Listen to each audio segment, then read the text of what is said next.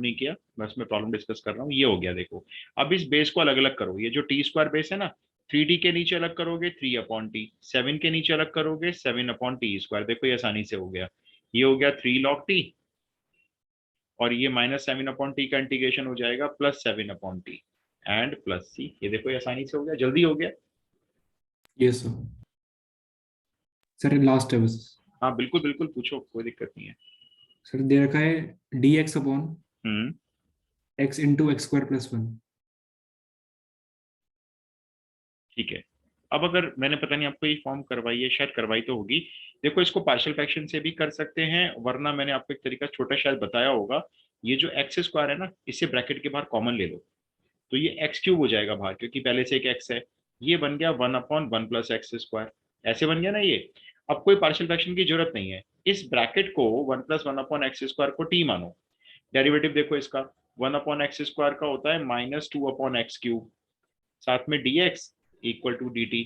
मैं कहूंगा वापस जाओ, अब वापस आओगे ना जब इंटीग्रल में, तो देखो आपका क्या, ये जो 1/x³ है इंटीग्रल का, वो तो यहाँ पे आ रहा है, ये रहा डेरिवेटिव में। बस dt के अपॉन में -2 जाएगा, कोई बात नहीं, उसको बाहर रखना। और इस ब्रैकेट को क्योंकि t माना है तो इसको t लिख लेना। ये लो जी आंसर, -1/2 log t + c। खत्म। हमने नहीं किया इसको पार्शियल फ्रैक्शन से। और सर पार्शियल से कैसे होगा ये? अब पार्शियल से कैसे होगा, चलो अब दूसरी बात करते हैं।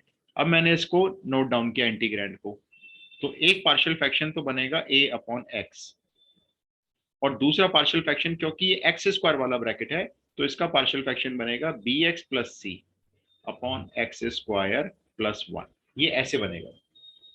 ये देखा जाए तो हमारे पार्शियल फ्रैक्शन की थर्ड टाइप होती है। अब होगा क्या, इसमें ना वही फॉर्मूला यूज होगा, अगर आप इसमें जैसे मैं करा रहा हूँ वैसे नहीं करते हो मान लो, और पार्शियल फ्रैक्शन से करते हो, तो ये वही फॉर्मूला बनेगा आगे जाकर tan−1x वाला। सर लेकिन यहाँ पे जो ऑप्शंस दे रखे हैं, हम्म। इसमें tan इनवर्स का कोई है नहीं। वो मेरे को ऑप्शन बता दो, मैं उस ऑप्शन के हिसाब से चलता हूँ फिर। क्योंकि देखो इंटीग्रेशन में ना इनडेफिनेट होता है, आंसर वेराई कर सकते हैं हमारे। तो अगर वो कहता है कि ये लाना है आंसर, तो फिर हम उसी फॉर्म में आंसर लेकर आएंगे। सर सारे क्वेश्चन, आई मीन सारे आंसर ना लॉग के फॉर्म में है। मैं समझ गया, इसका मतलब सी इसका 0 है। चलो निकाल के देखते हैं। एक्स पहले ए निकालते हैं, एक्स को 0 पुट करते हैं, तो ए तो मेरा आएगा 1। अच्छा, अब एक्स को 0 पुट कर लेते हैं, ठीक है, तो 0 पुट नहीं कर सकते भैया, वरना ये a/x 0 बन जाएगा, है ना। तो एक्स को पुट कर लेते हैं 1, चलो।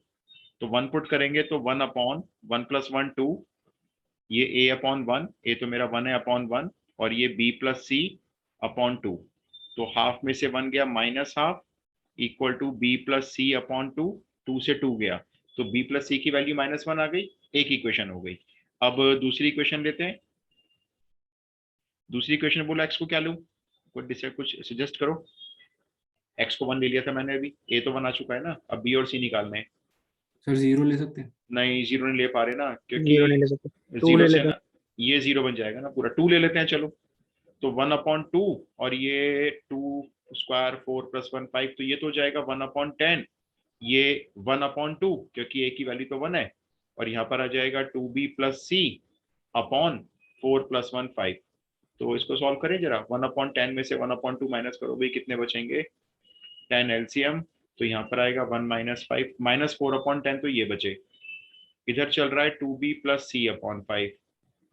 तो 5 से 10 को काटा हमने 2 टाइम्स, 2 ने 4 को काटा 2 टाइम्स। अब ये बनी इक्वेशन -2 = 2b + c। इसके नीचे ये वाली इक्वेशन उतार लो, ये जो बनी थी ना, -1 = b + c, और माइनस कर दो, तो ये प्लस, ये माइनस, माइनस सी कैंसिल, b आ रहा है -1, b -1 आ रहा है। और b अगर -1 यहां पुट कर लोगे ना, तो c 0 आएगा। ठीक कह रहे हो, इसका आंसर tan इनवर्स में नहीं आएगा, क्योंकि c 0 आ रहा है। अब देखो इंटीग्रेशन में है वापस, मैं थोड़ा सा इसको रफ कर देता हूँ, थोड़ा हॉटस्पॉट सा हो गया ये मैं ये वाला रफ कर देता हूँ। ये हटा देते हैं, ये हटा देते हैं, ये हटा देते हैं, पार्शियल फ्रैक्शन में वापस आते हैं। तो आपका जो पार्शियल फ्रैक्शन है वो कुछ ऐसे आएगा, देखो ए तो आया था 1, तो पहला इंटीग्रल बनेगा 1/x, ये बनेगा। बी आया -1, यहाँ पे पुट करोगे, तो -1 तो बाहर, एक्स के नीचे आएगा x² + 1, और सी आपका 0 है।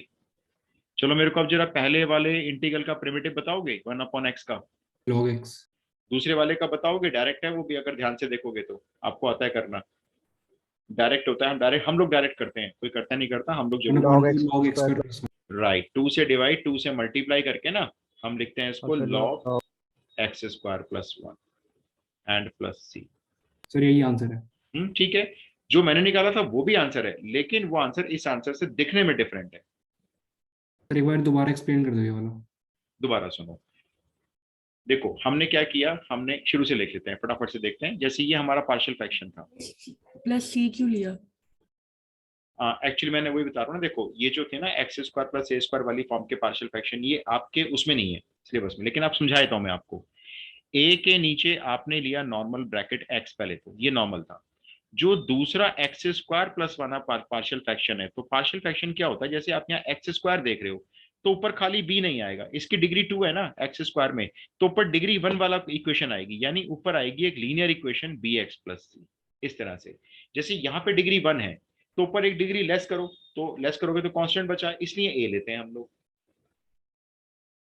है ना। फिर उसके बाद क्या किया हमने, हमने कहा चलो पहले एक्स को 0 पुट करके ए निकाल लेते हैं, तो वो तो हमारा निकल आएगा, यहाँ पे 0 पुट मत करना, इसमें पुट कर दो 0, तो ए तो हमारा 1/1 आ गया था।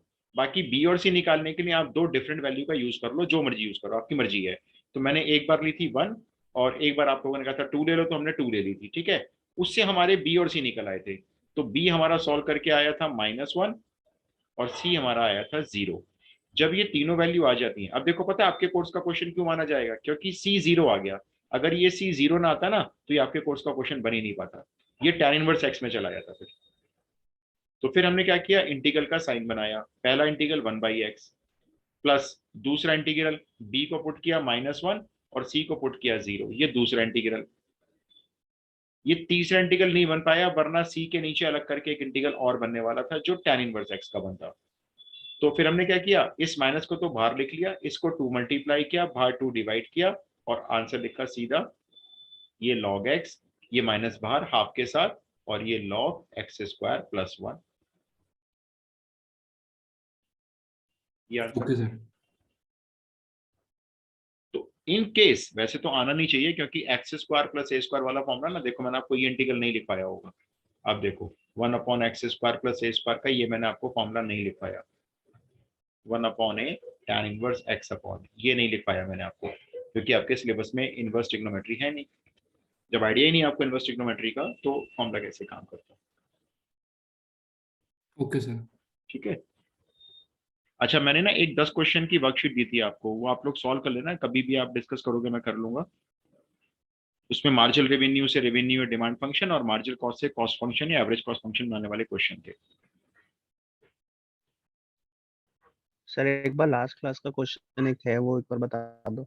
हाँ श्योर, कौन सा क्वेश्चन सर बताना। इसमें आपने क्वेश्चन दिया था कि a company suffers a loss of ₹121.50 हाँ ठीक है, इफ तो देखो, वन ऑफ इट्स। हाँ देखो चलो मैं ऐसे ही बताता हूँ, मान लो कोई हमारा कॉस्ट फंक्शन इंटीग्रेट करके आ गया, जैसे ये आ गया, मान लो मैं ऐसी रैंडम एग्जांपल ले रहा हूँ, सपोज करो ये आ गया। अब ये कहते हैं कि कंपनी को लॉस हो जाता है 121 रुपये 50 पैसे का। लॉस कब होता है, जब आपने कोई प्रोडक्ट बनाया नहीं, कोई प्रोडक्ट नहीं बनाया, यूनिट को 0 कर दिया, और आपका जो खर्चा हुआ वो फिक्स कॉस्ट हो गई। भाई फिक्स कॉस्ट तो पे करनी पड़ेगी आपको, चाहे आप कुछ मैन्युफैक्चरिंग करो चाहे ना करो, फिक्स कॉस्ट आपकी हो गई 121.5। तो आप यही तो बोलोगे ना, जब कुछ बनाया ही नहीं तो फिक्स कॉस्ट जो आपने पे किया वो लॉस ही तो हो गया, सोचो,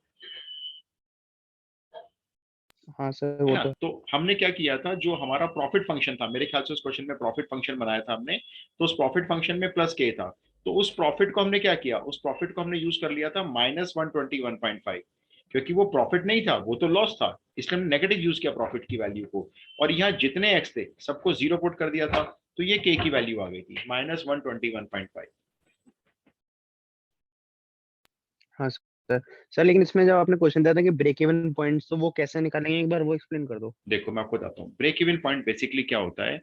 ब्रेक इवन पॉइंट वो पॉइंट होता है जहां पे नो प्रॉफिट नो लॉस की कंडीशन होती है, कंपनी इतने यूनिट्स बना रही है जिसमें रेवेन्यू और कॉस्ट आपस में इक्वल हो जाते हैं, या आप ये कह सकते हो प्रॉफिट आपका 0 हो जाता है।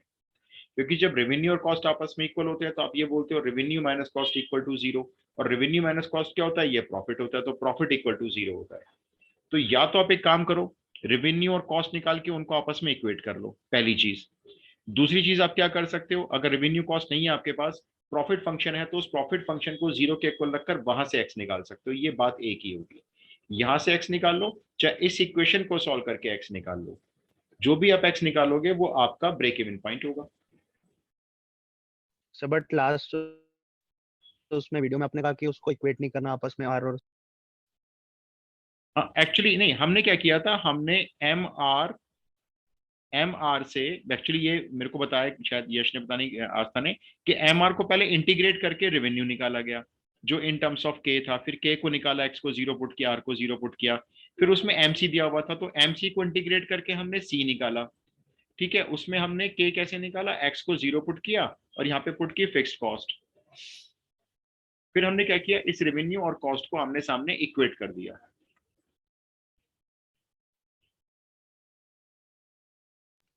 ठीक है, तो डिपेंड करता है आपके पास क्वेश्चन में इंफॉर्मेशन क्या है। रही बात ब्रेक इवन पॉइंट की, तो ब्रेक इवन पॉइंट आप देखो, ये पॉइंट नोट कर लो, रेवेन्यू को कॉस्ट के इक्वल रखो या तो, और या फिर आप प्रॉफिट को 0 से इक्वेट करो, ये दोनों एक ही बात है। क्योंकि तो आपका रेवेन्यू से सॉरी प्रॉफिट को 0 के इक्वल रखने से जो एक्स की वैल्यू आप ऑब्टेन करोगे वही आपका ब्रेक इवन पॉइंट होगा, जिसपे प्रॉफिट 0 होगा। No profit no loss.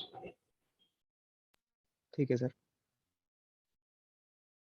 और कोई क्वेश्चन पूछो भाई, कोई और चीज पूछनी है तो मैं फिर आज आगे चलाऊंगा थोड़ा सा। सर एक और क्वेश्चन था हाँ बोलो बोलो। Sir. 2 to the power 1 minute, 2 to the power 2 to the 2। power okay okay, मैं समझ गया, अब मत बोलना, मैं लिख देता हूँ ये 2 raised to the power 2 raised to the power 2 raised to the power x into 2 raised to the power 2 raised to the power x into 2 raised to the power x। यही है क्वेश्चन, चेक करो। Yes sir. ठीक है, ये question आपको बताऊं, ये pyramid shape लेता है, देखो एक तो पिरामिड सा नजर आता है, ट्रायंगल शेप होती है। ये क्वेश्चन बहुत पहले कभी कोई मेरे ख्याल से 10 साल पहले एनसीईआरटी चेंज हुई थी, तो उसमें प्रिंट होता था ये क्वेश्चन। अब बड़ा आसान क्वेश्चन है, लेकिन हॉट लेवल पे है ये। इसकी छोटी सी एक ट्रिक है, ट्रिक ये है, ये जो है ना, ये जो 2 की पावर में ऊपर का पूरी पावर है, ये सारी 2 raised to the power 2 raised to, इसको टी मान लो बस, इसका डेरिवेटिव ये सारा आ जाएगा। देखो ये सारा आएगा, आपको करके दिखाता हूं मैं। 2 raised to the power 2 raised to the power x, इसको आपने टी माना। अब मैंने कहा भी डिफरेंशिएशन करो टी माना तो देखो आप इसको अपने मन में तो a रीड कर लो, ये जो 2 है, और ऊपर जो ये पूरा फंक्शन है इसको पावर में x रीड करो, और डेरिवेटिव किसका लगाओ, a to the power x का डेरिवेटिव यूज करो। क्या होता है भाई ये होता है a to the power x log। ठीक है ना, यही होता है ना, मैं लगाता हूं देखो, a to the power x तो मैं इसे ट्रीट कर रहा हूं into log a यानी log 2। लेकिन चेन रूल कहता है अभी आप जिसको x मान रहे हो उसका भी तो करो, तो उसका भी करेंगे भाई इंटू में। अब हम करेंगे 2 raised to the power x का, तो 2 raised to the power x का तो यही हो जाएगा, 2 raised to the power x का 2 raised to the power x into फिर से log 2, क्योंकि उसका a भी जो है वो 2 माना जाएगा, और यहाँ पे dx और इधर dt। बोलो ये स्टेप क्लियर है तो बोलो, मैं फिर आगे चलूंगा, नहीं है तो मैं फिर समझाऊंगा। यस सर क्लियर है। तो मैं वापस आता हूँ इंटीग्रेशन में, आ गए वापस भाई, ये तो बन गया 2 raised to the power पूरा t माना था ना इसको, तो ये तो बन गया 2 raised to the power t। अब देखते हैं बाकी का क्या हुआ। 2 raised to the power 2 raised to the power x, ये रहा, आ रहा है देखो, ये रहा 2 raised to the power x, भाई ये भी आ रहा है। अच्छा dx ये तो हमेशा आता है, तो मेरे को बता दो इन तीनों के प्लेस पर इंटीग्रल में लिखूं क्या, dt by log 2 log 2 dt bye, दोबारा देखो dt बाय, दोबारा देखो, 2 log 2 दोबारा log देखो, दोबारा देखो, log 2 का स्क्वायर है। यस log 2 का स्क्वायर। सर वही बस तो होगा 2 log 2। नहीं देखो ये फर्क होता है, जैसे एक है log 2 का होल स्क्वायर और एक मैंने लिखा है log 2 स्क्वायर, इन दोनों में फर्क है। जो 2 log 2 होगा ना वो ये वाला बनेगा, ये बनेगा 2 log 2, ये नहीं बन सकता। ये तो एक्चुअल में क्या है, ये तो सोचो log 2 मल्टीप्लाई log 2 है, इसको नहीं बना सकते आप 2 log 2, है ना। Yes, तो ये ऐसे ही रहेगा। अब बस आपको इसमें प्रिमिटिव डालना है a to the power x वाला, और a to the power x का प्रिमिटिव होता है a to the power x upon log a, और ये आपका अलग ही रहेगा, कांस्टेंट है, तो बाहर चला गया था समझो, और ये प्लस c, इसको चाहो तो log 2 का होल क्यूब बना लेना और t को रिकॉल कर लेना। Okay sir. ये आपने पूछ लिया, ये मेरी लिस्ट में हमेशा रहता है, लेकिन ये सेकंड लेवल पे करवाता हूँ, लेकिन आपने पूछा तो मैंने बता दिया। फिर मैं इसके बाद क्या करता हूँ, ऐसे 2 क्वेश्चन और देता हूँ बच्चों को। मैं 2 की जगह सारे 5 कर देता हूँ एक बार मैं 2 की जगह फिर सारे 7 कर देता हूँ। बस सेलिब्रिटी क्वेश्चन है, देख के पहचान में आ जाएगा एग्जाम में आ गया तो। Okay sir. चलो जी, और कोई क्वेश्चन और कोई डाउट है तो पूछिए। सर अभी तो नहीं है। नहीं है तो मैं अपना टॉपिक शुरू करूँ फिर। आज का थोड़ा सा मेरा बचा है अभी। मैं आपको बताऊंगा आज एप्लीकेशंस में एरिया अंडर द कर्व।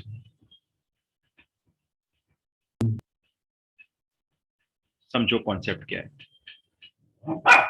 जैसे ये आपकी वाई एक्सिस और, एक मिनट जरा मैं इसको डॉग को बाहर करते हैं तो मेरे को परेशान करेगा ये। एक मिनट रुको जरा।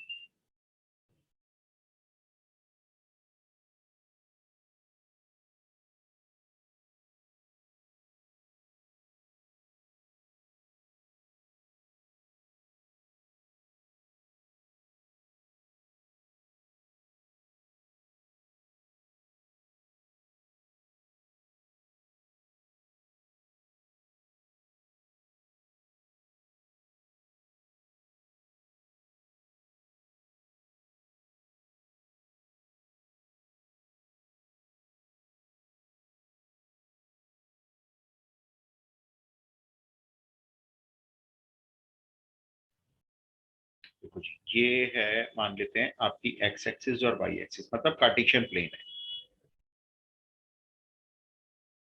ये ओरिजिन है। यहाँ पर कोई भी एक कर्व है, सपोज करते हैं ये कुछ ऐसे कर्व जा रहा है, ठीक है।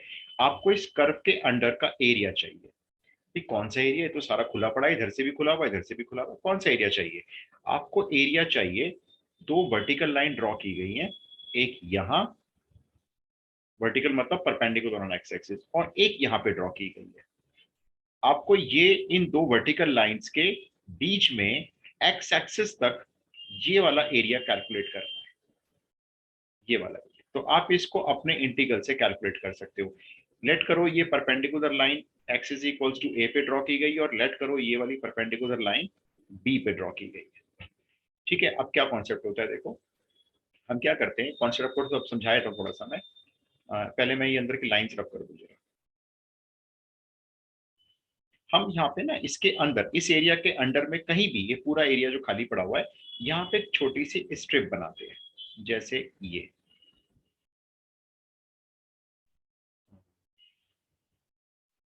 मैंने एक स्ट्रिप बनाई। पहले आप मुझे ये बताओ, क्या ये स्ट्रिप रेक्टेंगुलर शेप में होगी? अरे कहाँ गए वही लाइन को। ये क्या ये स्ट्रिप जो मैंने बनाई है, इसको मैं थोड़ा सा शेड करता हूँ ताकि आपको दिखाई दे। मेरा क्वेश्चन आपसे ये है, ये वाली जो स्ट्रिप है, क्या ये स्ट्रिप रेक्टेंगुलर शेप में होगी?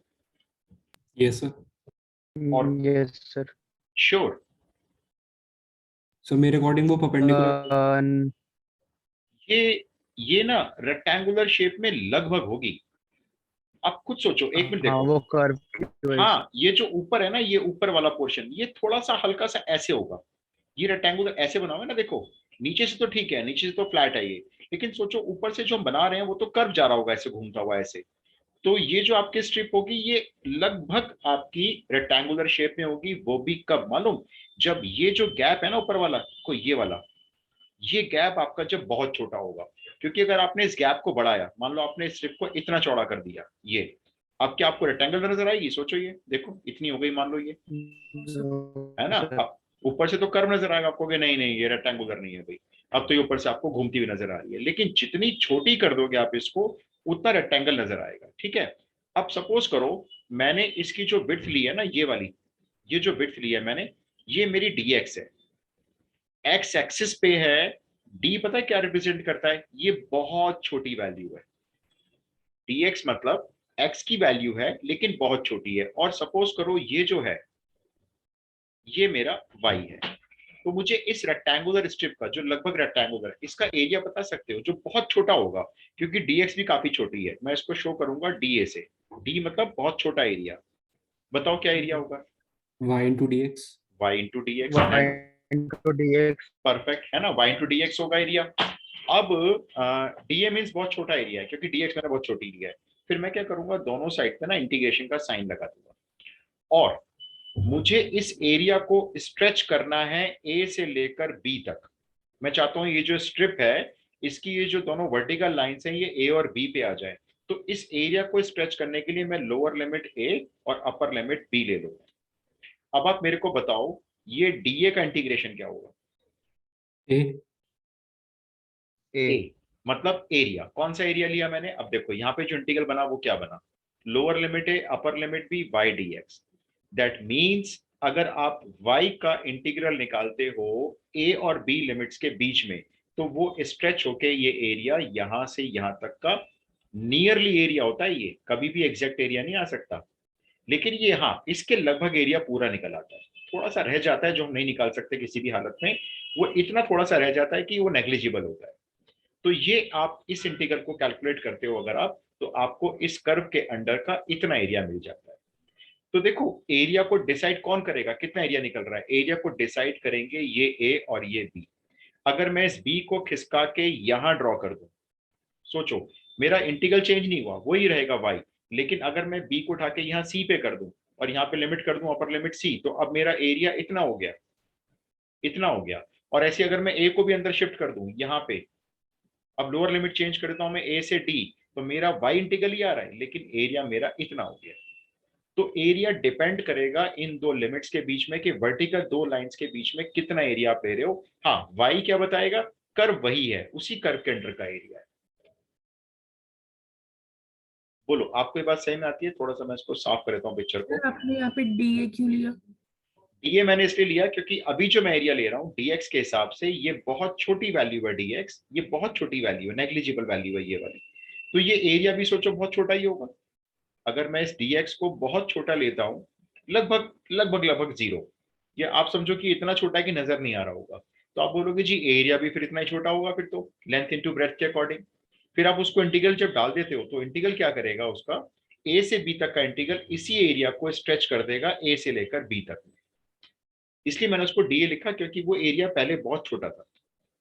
तो अब वो एरिया बन गया इंटीग्रेट होने पर, लेकिन कौन सा एरिया बना वो ये लिमिट बताएंगी आपको कि ए से बी तक का जो भी एरिया है ये वो बन गया।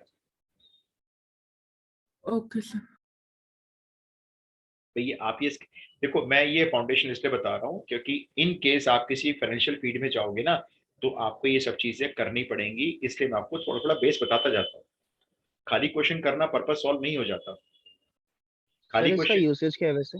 बहुत यूसेज है, अभी आप सीखो तो सही, मैं थोड़ा आपको करवाऊंगा बिजनेस बिजनेस मैथमेटिक्स की जो होती है ना एप्लीकेशंस। एक तो आपके कोर्स में ही है consumer surplus, producer surplus, market में बहुत हाँ यूज वो होता है, तो है।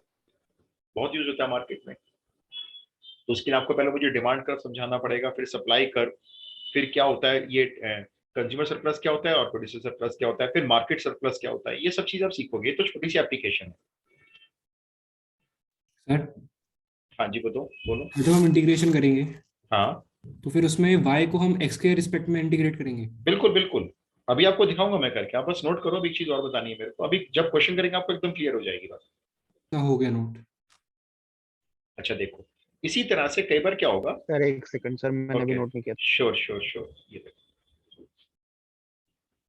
एक्चुअली मेरा पर्पस सिर्फ क्वेश्चन सॉल्व कराना नहीं है। देखो क्वेश्चन तो जब एग्जाम टाइम आएगा ना, तो सैम्पल पेपर से इतने क्वेश्चन सॉल्व करेंगे, इतने क्वेश्चन सॉल्व करेंगे कि आप हो गए बहुत प्रैक्टिस हो गई। लेकिन अभी टाइम है हमारे को अपनी फाउंडेशन थोड़ी सी अच्छी खासी बनाने का। सर आज सैंपल पेपर रिलीज हो गए। हाँ रिलीज हो गए, अभी तो बताओ आपको, देखो अंदर की बात पूछोगे, कुछ नहीं पता टर्म 2 होंगे भी नहीं होंगे। लेकिन जो पैंडेमिक फैल रहा है वो फेटल नहीं है, उससे किसी की डेथ नहीं हो रही है, कोई ऐसी ऑक्सीजन वगैरह की जरूरत नहीं पड़ रही है कि हॉस्पिटल बेड कम पड़ गए, सिर्फ वेव 2 में हुआ था।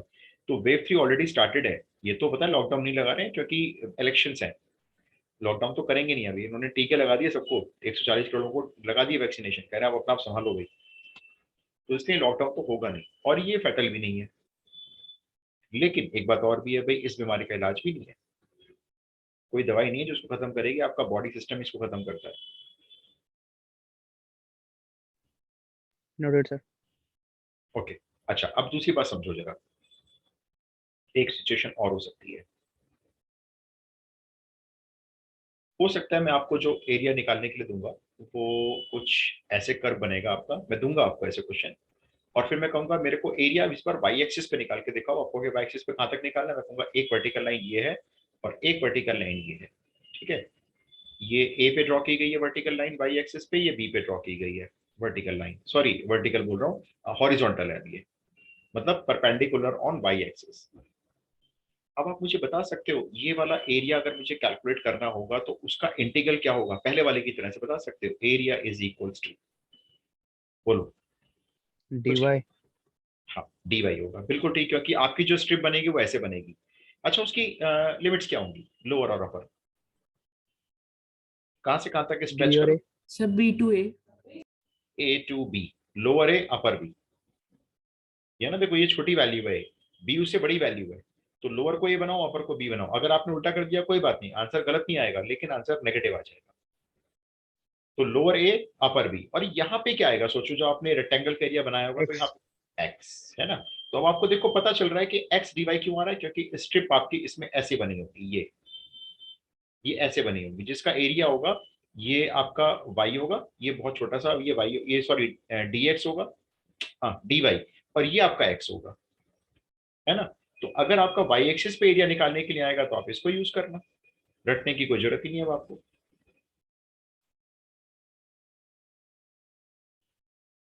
स्टार्ट करें, Yes, sir. चलो।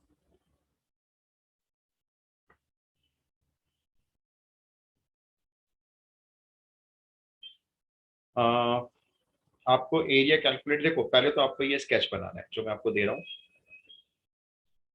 Sketch the graph of y is equals to mod mod में लेता हूं मैं x minus 1 and evaluate this integral -1 से 2 mod of x minus 1, इसको evaluate करो। उसके बाद इसमें एक चीज और पूछी जा रही है, what does this value, ये जो इंटीग्रल की वैल्यू आएगी, रिप्रेजेंट ऑन द ग्राफ।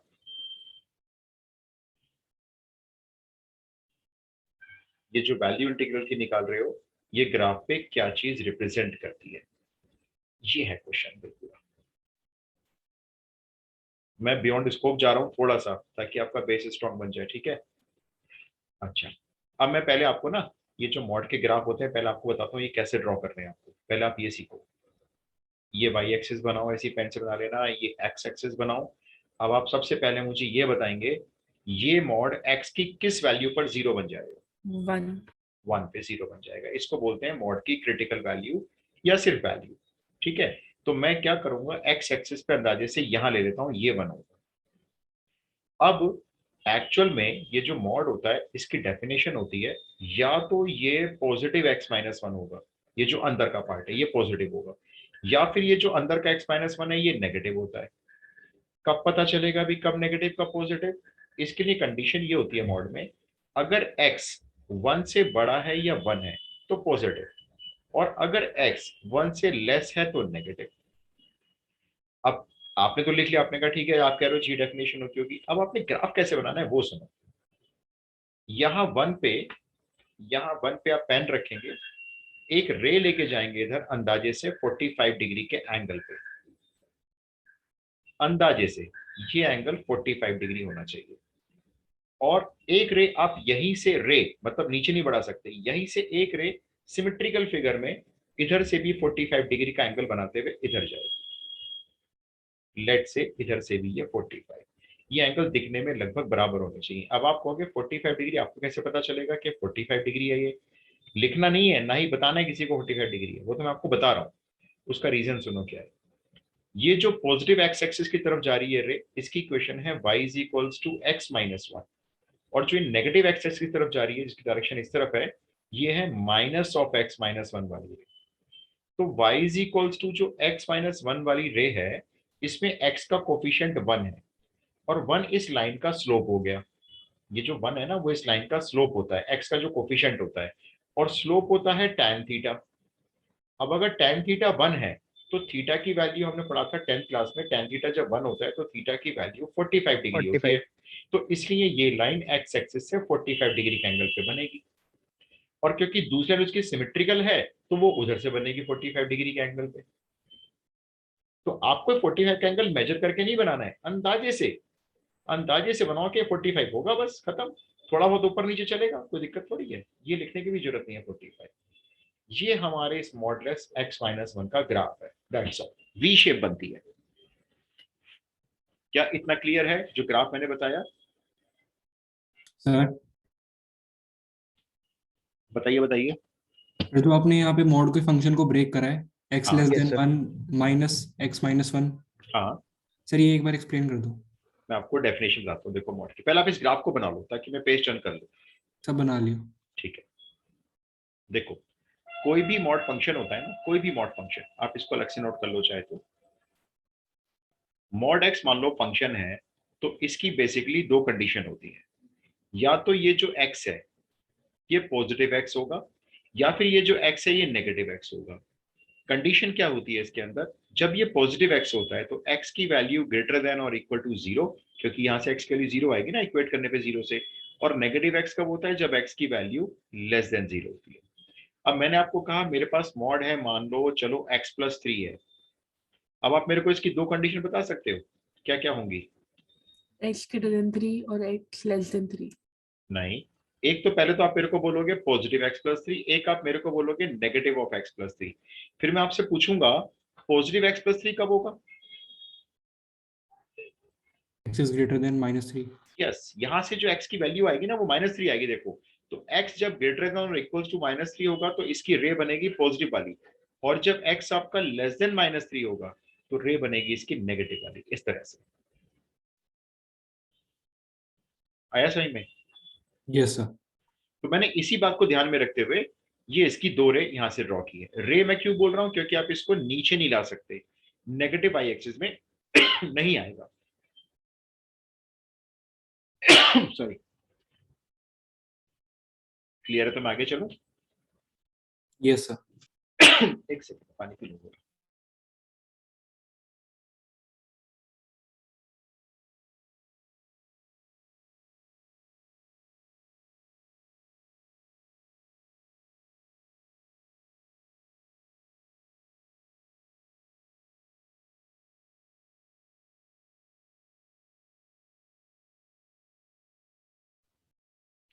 अच्छा, अब आप अपने इंटीग्रल पे आओ। स्केच का काम तो खत्म हो गया, मुझे इंटीग्रल की लोअर लिमिट देख के बताओ। -1 है ना? ठीक है, तो क्या करो आप, पता है ये जो एक्स एक्सिस का -1 पॉइंट है वो यहाँ पे कहीं होगा, अंदाजे से लिया। देखो मैंने यहाँ पे एक लाइन परपेंडिकुलर ड्रॉ कर दो, -1 पे एक लाइन ये परपेंडिकुलर। अच्छा, अपर लिमिट बताओ अब। 2।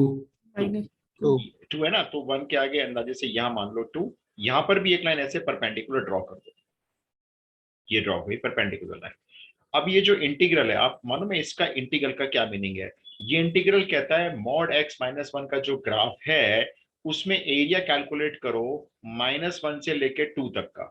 -1 ये रहा, 2 ये रहा। तो हम पता है हम कौन सा एरिया कैलकुलेट करने जा रहे हैं? देखो, हम ये एरिया कैलकुलेट करने जा रहे हैं, ये वाला, ये मैं ग्रीन शेड कर रहा हूं, ये पूरा, और इधर से ये वाला, ये। तो ये जो इंटीग्रल है बेसिकली वो इस एरिया को रिप्रेजेंट करता है। ठीक है, अब कैसे निकलेगा ये एरिया? आप मुझे बताओ चलो। ये जो लाइन जा रही है y इक्वल टू -x-1, इसके अंडर में एरिया आपको दिख रहा है किन दो लिमिट्स के बीच में निकल रहा है? एक्स एक्सिस में -1 लिमिट्स और 1 से। ठीक है, -1 तो and 1. -1 से 1 देखो मैंने लोअर और अपर बनाई, और मैं यहाँ पे लिखूंगा y dx, है ना? फिर प्लस। अब आप मेरे को दूसरा एरिया बताओ कहां से कहां तक दिख रहा है ये छोटा ट्राइंगल जो है? 1 और 2। 1 and 2. 1 और 2, यहाँ पे भी मैं लिखूंगा y dx, ये लिखेंगे ना अभी जो हमने पीछे सीखा। अच्छा, अब आपको चाहिए होगी y की वैल्यू। अब y की वैल्यू कहां से लाओगे भाई? वो तो इक्वेशन में देख लो, उसमें क्या है। देखो -1 से 1, ये जो y की वैल्यू है वो इस वाली कर्व से लेनी है। ये जो कर्व जा रहा है नेगेटिव डायरेक्शन में, इसकी y की वैल्यू है -x-1, माइनस मैंने बाहर लिखा है। और दूसरे y की वैल्यू बोलो जरा, जो 1 से 2 वाला इंटीग्रल है। 1। x-1। x-1, ये लो जी। जो आपका ये इंटीग्रल है बेसिकली ये इन दो इंटीग्रेशन का सम है। अब आप मेरे को बोलो इंटीग्रेशन कैसे करना है इसका? x square upon 2 -x। Minus x। अच्छा, अब मेरी बात सुनना जरा, बाकी मर्जी आपकी है। मैं तो देखो एडवाइस करूंगा ना, जो मेरे को चीजें पता है मैं आपको बताऊंगा। वो 1 मिनट ये रब कर देता हूँ जरा। आप तो ठीक कह रहे हो, x square by two minus x, बिल्कुल ठीक कह रहे हो।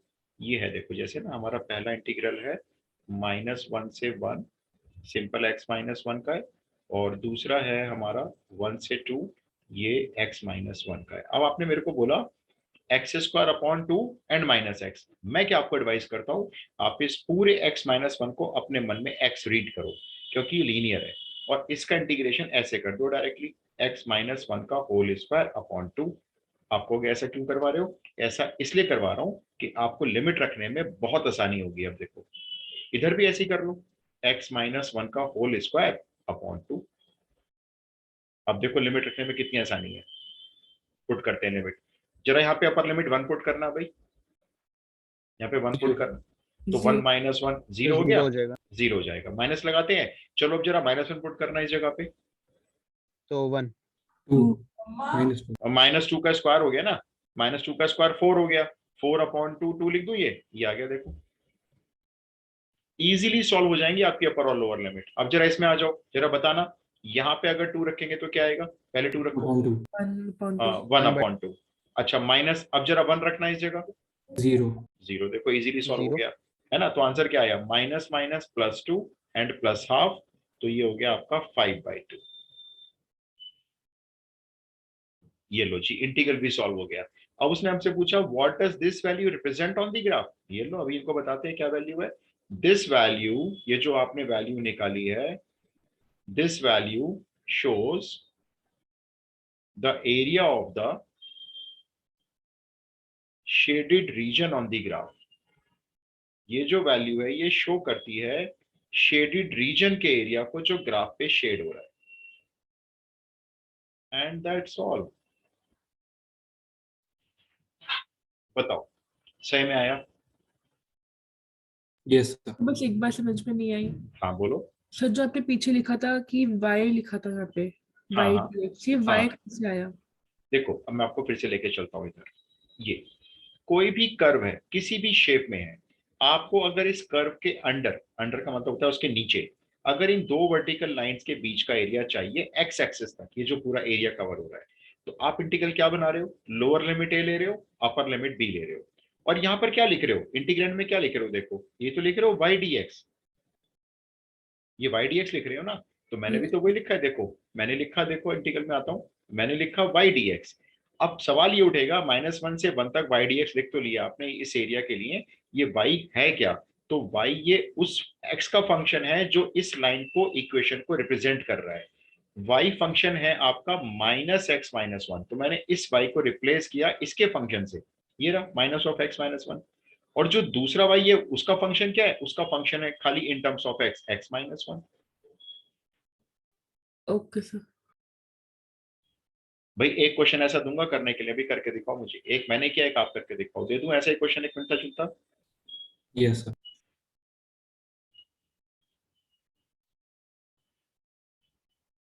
Question 2, sketch the graph of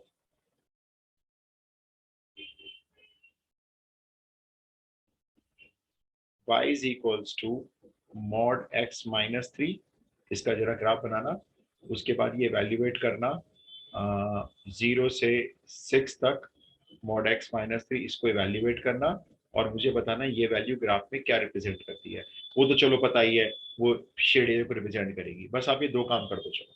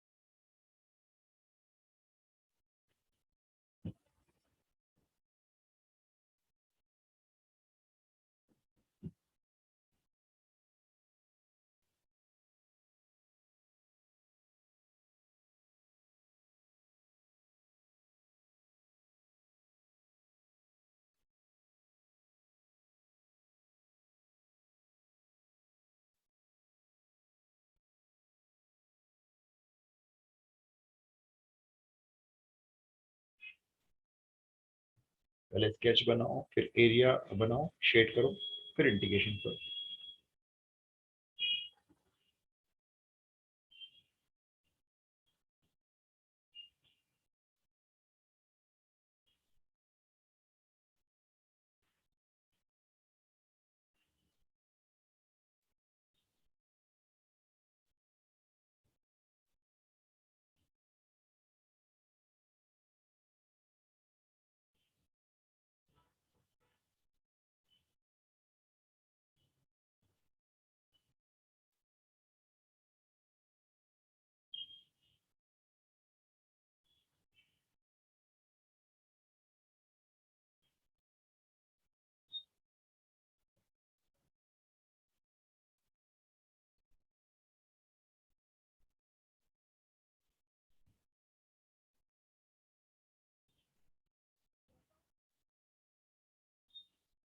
सो हो गया।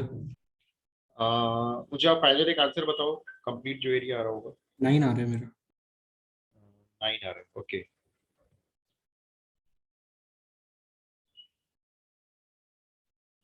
भाई बाकी लोग कुछ बताओ, नहीं हो रहा तो भी बता देना। सर मेरा 6 आ रहा है।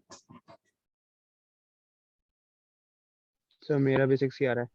मेरा भी 6 आ रहा है। 6 आ रहा है, तो भाई 6 तो नहीं आना चाहिए। यश का ठीक आ रहा है। एक बार ग्राफ देखो जल्दी से, चलो। ये हो गई आपकी एक्स एक्सिस बाई एक्सिस। अच्छा, मॉडुलस का जो जो टिप पॉइंट है वो कहाँ पे लेना है? 3। x is equal to 3। 3 पे लेना है अंदाजे से। ये हो गया 3, ठीक है, यहाँ ले लिया मैंने 3। वो तो अंदाजे से लेना है आपको, ग्राफिक स्केच है। अब एक रे लेके जाएंगे 45 डिग्री के एंगल पे इधर, और एक रे इधर भी सिमेट्रिकल फिगर में इधर ले जाएंगे। ठीक है, अब दोनों रे पे इक्वेशन लिख देंगे। ये y is equals to x minus 3, और ये वाली y is equals to minus of x minus 3। ये एरो लगा देते हैं। अब इंटीग्रल के ऊपर आते हैं, चलो देखते हैं उसकी लोअर और अपर लिमिट क्या है। थोड़ा सा मुझे इस एक्स एक्सिस को प्रोड्यूस करना होगा, क्योंकि 6 तक जा रही है शायद ये, है ना। अब देखो, लोअर लिमिट है आपके इंटीग्रल की 0, तो 0 पे लाइन एक परपेंडिकुलर ड्रॉ कर दो। पहले से ड्रॉ है, थोड़ा ऊपर तक कर देते हैं बस। ये यहाँ तक हो गई। और एक परपेंडिकुलर लाइन आप 6 पे ले लो, 3 है तो 4 5 6, यहाँ अंदाजे से 6 मान लो। यहाँ पे भी एक लाइन परपेंडिकुलर ड्रॉ कर दो। बताओ जी, इतना क्लियर है? पहले मैं एरिया शेड करूं फिर। Yes sir. ये वाला एरिया देखो, ये वाला एक ट्राइंगल इधर का हो गया। सर 9 ही आ रही है। 9 ही आ रहा है। सर हाँ, मेरा आ गया 9 आ गया। 18/2 से फिर वो 9 डिवाइड होता ओके, तो मैं इसको आगे लिखो। चलो मैं इंटीग्रल बना के दिखा देता हूँ, फिर तो आप कर लेना ना। इंटीग्रल बना देता हूँ, देखो मैं। तो आपका पहला इंटीग्रल तो देखो ऐसे आ रहा होगा, 0 से लेकर 3 तक ले लो, 0 से 3 वाई डी एक्स।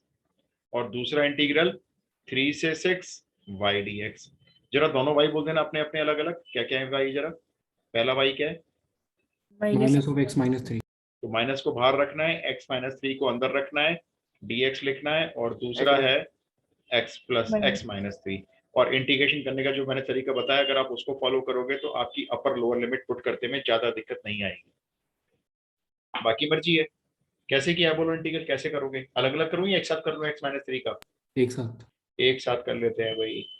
एक साथ पता है क्या फायदा होता है? जब 3 रखोगे ना तो पूरा ही 0 बन जाएगा वन टाइम में, और बाकी कैलकुलेशन भी आसान कर देता है ये 0 से 3 कर लो, और दूसरा भी ऐसे ही कर लो, एक्स माइनस 3 का होल स्क्वायर अपॉन 2। और इधर भी हमने एक साथ कर लिया ये, और ये 3 से 6। बस लिमिट ध्यान से पुट करना है एग्जाम में।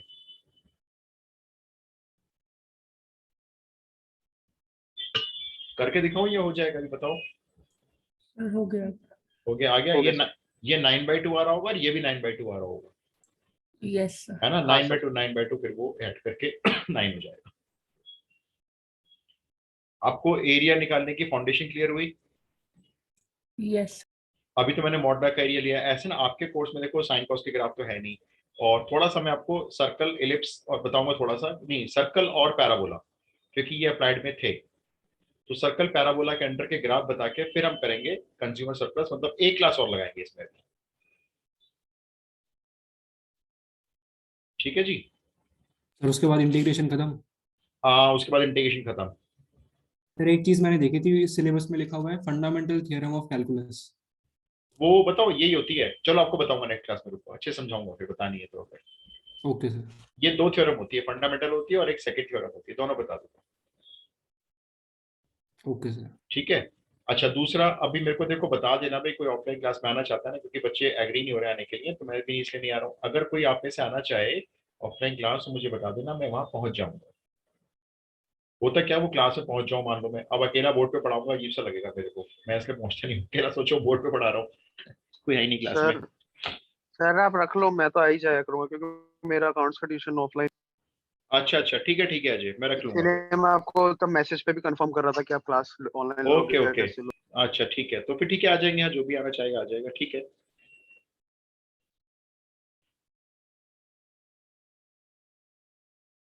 ठीक है जी, फिर मिलते हैं नेक्स्ट क्लास में। Thank you, sir. ओके जी, जय हिंद, थैंक यू टेक केयर जय हिंद एवरीबॉडी, सर। जय हिंद, जय हिंद। जय हिंद, टेक केयर।